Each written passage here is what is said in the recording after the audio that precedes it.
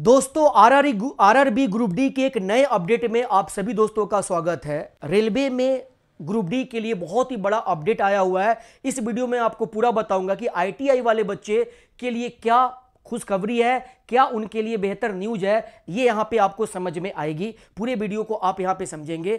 और कई बच्चे जो आईटीआई वाले बच्चे हैं बहुत दिनों से परेशान चल रहे हैं कि सर हमने जो है आईटीआई इस उम्मीद में किया था कि रेलवे में हम ग्रुप डी में फॉर्म भरेंगे और अपना एक सीट लेंगे, सिलेक्शन लेंगे, बट उनके साथ जो है ऐसा नहीं हुआ। तो वो बच्चे, कई बच्चे डिप्रेशन में जा चुके हैं, बड़े परेशान हैं। कई बच्चों से बातें होती है, अपनी अपनी प्रॉब्लम वो बताते हैं, बट वो अपना केस किए हुए थे और वो केस जो है हाई कोर्ट में चल रहा है।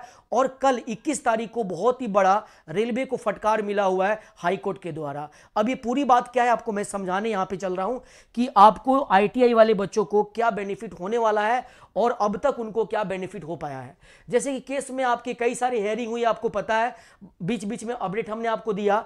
कल जो आपका मेन हेयरिंग था 21 मार्च को, इसमें जो है रेलवे के जो वकील है वह अपना डॉक्यूमेंट सबमिट किए हाईकोर्ट में। अब हाईकोर्ट के जज को उनका डॉक्यूमेंट्स प्रॉपर नहीं लगा। उन्होंने बोला कि इसमें तो कोई बात ही नहीं है, इसमें आईटीआई वाले के पक्ष में ऐसी कोई बात नहीं है। आप तो बिल्कुल वही बात कह रहे हैं जो पहले आप कह रहे थे।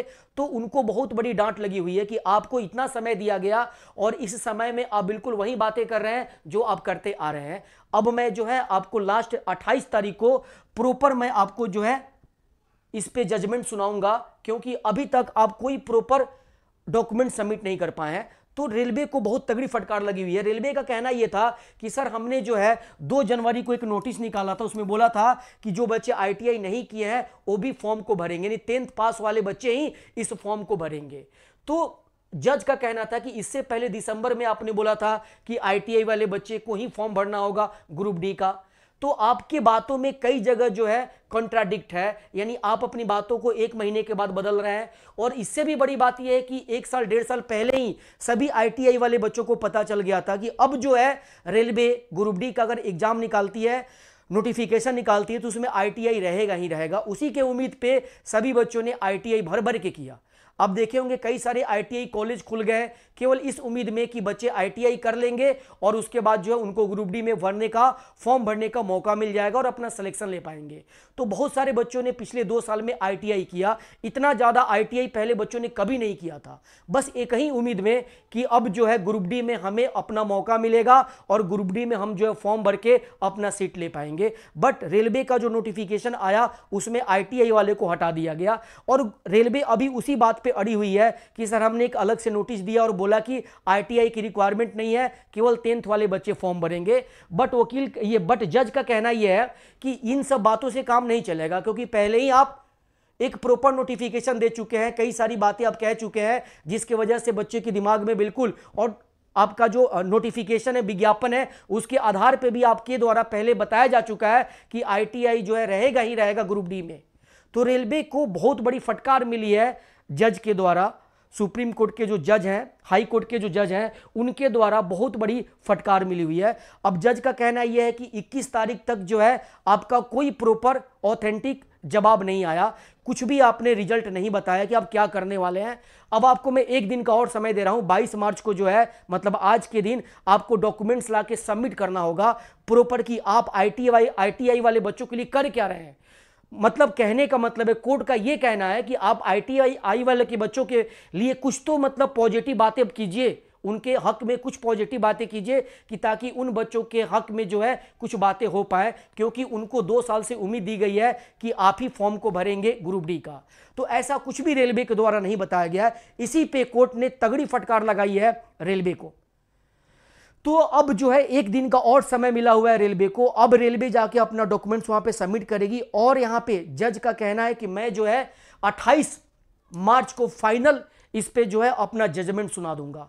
आपके जितने भी डॉक्यूमेंट्स आए होंगे नहीं आए होंगे उससे मुझे मतलब नहीं है। अब मैं जो है फाइनल आपकी जो है 28 मार्च को करने वाला हूं। तो इसीलिए है जो है, अब यहां पे देखिए जब 28 मार्च को जो रिजल्ट आएगा उसमें 2 चीजें बहुत बड़ी होने वाली है, क्योंकि जज के पास जितने भी डॉक्यूमेंट्स गए हुए हैं उसमें पहले वाले डॉक्यूमेंट्स हैं।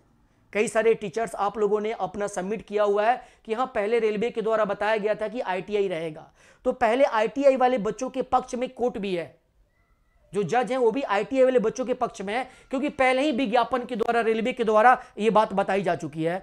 तो उम्मीद है कि 28 तारीख को रेलवे के पक्ष, मतलब कि आईटीआई वाले बच्चों के पक्ष में आपके लिए जो है कुछ ना कुछ खुशखबरी जरूर मिलेगी।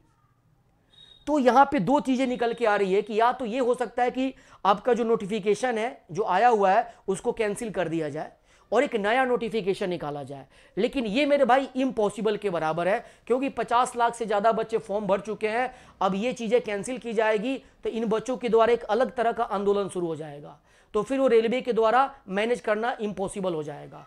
तो ये जो एक पक्ष निकल के आ रहा है कि ये कैंसिल किया जाएगा और दूसरा नोटिफिकेशन आएगा, ये मुझे इम्पॉसिबल के बराबर लग रहा है। में भी कुछ भी हो सकता है। और दूसरी चीजें मुझे लग रही है कि दूसरी क्या चीजें रिजल्ट में निकल सकती है, जैसे जज के द्वारा ये आपको ऑब्जर्वेशन दिया जाएगा कि आप ऐसा कीजिए, ऐसा जजमेंट दिया जाएगा कि आप ऐसा कीजिए कि आपका जो टेक्निकल पोस्ट है, जैसे 1 लाख में मान लीजिए 20,000 30,000 कुछ तो टेक्निकल पोस्ट होगा, उस टेक्निकल पोस्ट पे आप आईटीआई कर दीजिए कि जो बच्चे 10th के साथ आईटीआई किए होंगे वहीं बच्चे उस फॉर्म को भर सकते हैं, यानी कैटेगराइज कर दीजिए। जो आपका 1 लाख जो आपकी वैकेंसी है या जितनी भी आपने वैकेंसी दी हुई है, वैकेंसी तो बढ़ेगी नहीं, अभी तक तो फिक्स है, वैकेंसी बढ़ा करके कैटेगराइज कर दिया जाए तो प्रॉब्लम सारा खत्म हो जाएगा। तो रेलवे के पास 2-3 ऑप्शन यहाँ पे क्या है, या तो वैकेंसी को 1 लाख कर दे और कैटेगराइज कर दे, सारा प्रॉब्लम यहीं पे खत्म हो जाएगा। लेकिन इतने कम सीट में कैटेगराइज करेगी तो फिर जाकर के प्रॉब्लम हो सकता है। तो मेरे भाई जो 28 तारीख को रिजल्ट आएगा उसके आधार पे ये भी हमें पता चल सकता है कि रेलवे क्या आगे सीट बढ़ाएगी। अगर रेलवे के पास सबसे सेफ ऑप्शन क्या है कि जैसे 32,000 के आसपास आपकी वैकेंसी है, उसको डबल कर दे, 60-70 हज़ार कर दे और उसमें कैटेगराइज कर दे कि कुछ 10,000 20,000 30,000 पे आईटीआई वाले बच्चे फॉर्म भरेंगे और बाकी पे 10th वाले भरेंगे, तो वो जाके मैटर सॉर्ट आउट हो जाएगा। तो बट ये करना अब रेलवे के हाथ में, रेलवे क्या करेगी वो तो आगे का मैटर है। बट जो है जजमेंट जो होगा कुछ इसी तरह का जरूर आएगा जो 28 तारीख को कंफर्म आने वाला है।